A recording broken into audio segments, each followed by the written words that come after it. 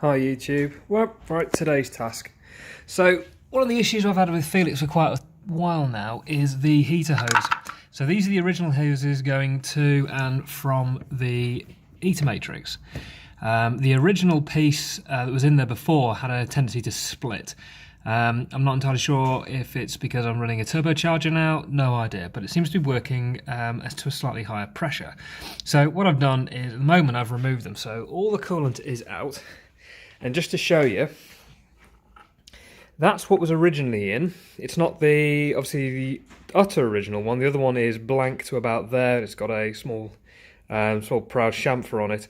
But I replaced the broken one with one of these. It's about 50p and you can get them pretty much anywhere. Anyway, useless.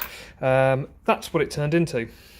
So on the Roland Road, when she had the base map, the part actually started to fail. Managed to stick another Jubilee clip on it and get away with it, but as you can see, it hasn't taken the hot water very well at all. So what's my idea? Right, these brass fittings for about £2 each. I thought they'll be good. So they're 16mm. Not entirely sure what that is, Imperial. I've got a funny feeling it's something like 5/8. But hopefully they'll do. They're of similar size, so if I can get the old one that I've been chucking around. So they are of similar size. Hopefully with the Jubilee clip they'll fit nice and tightly. So let's go and get them fitted.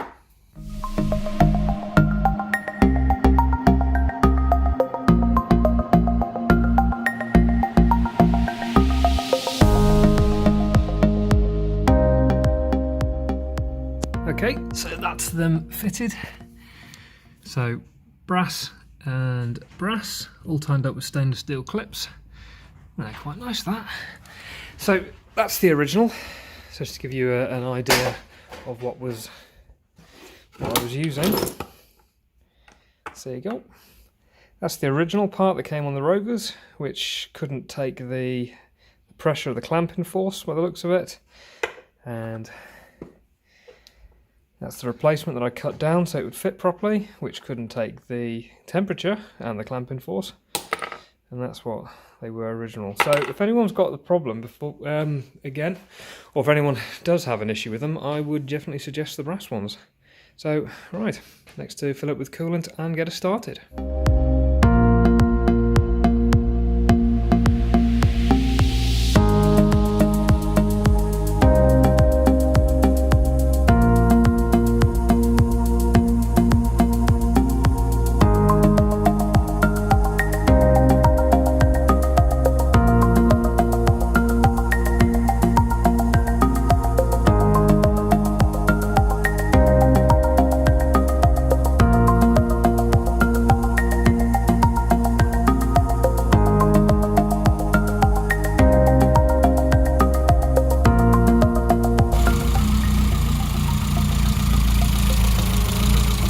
It seems to have gone down.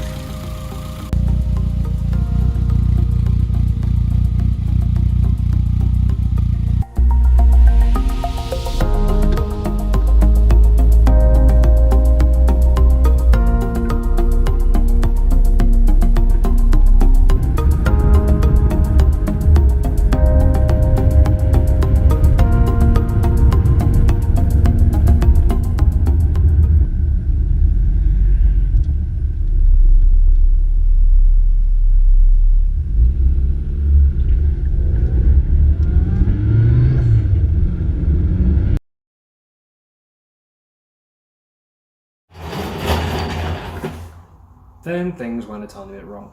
So essentially what happened is, halfway home, whilst doing the rounds, she just died completely, just no power at all.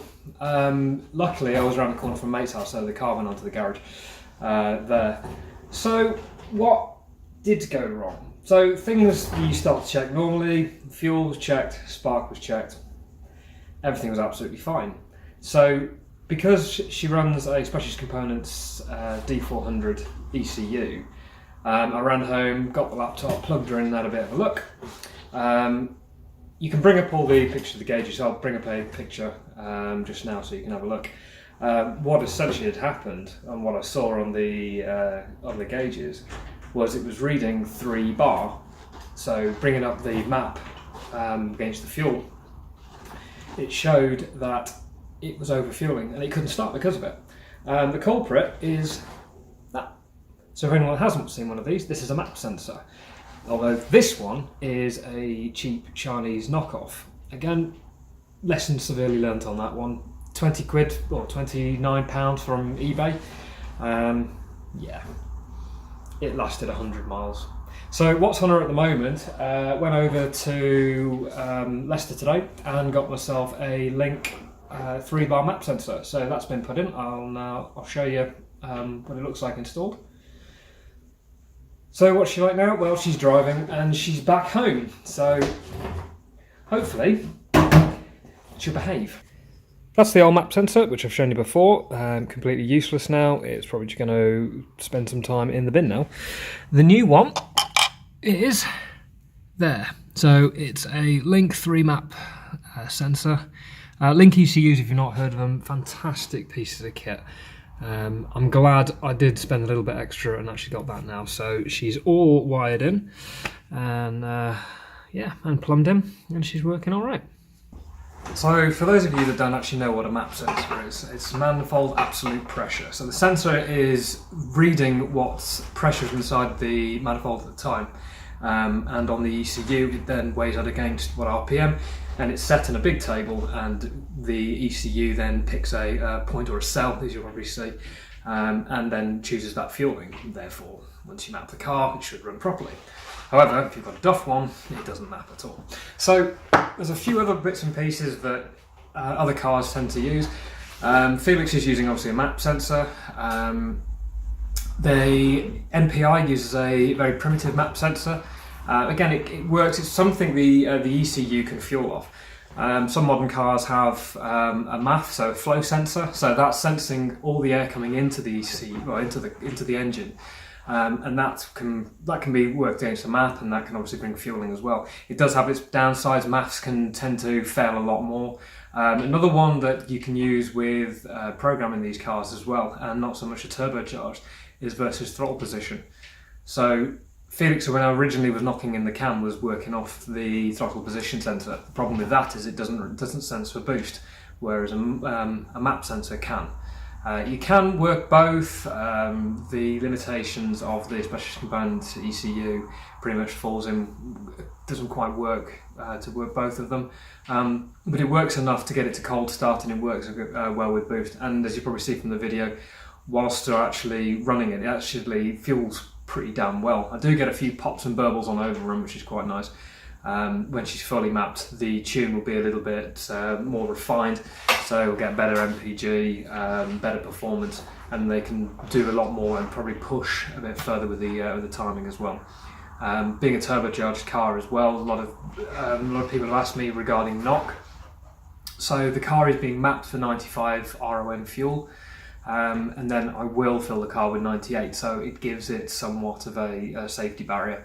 The higher the RON, the slower the burn, so you have a bit of a better preventative against detonation in the engine. So it'll work for Felix quite nicely, and expecting about 150, 160 brake horsepower from her. So, which I have to say, I've got another 200 miles of running in to go. Wish I could have done a lot more yesterday instead. Oh well, c'est la vie.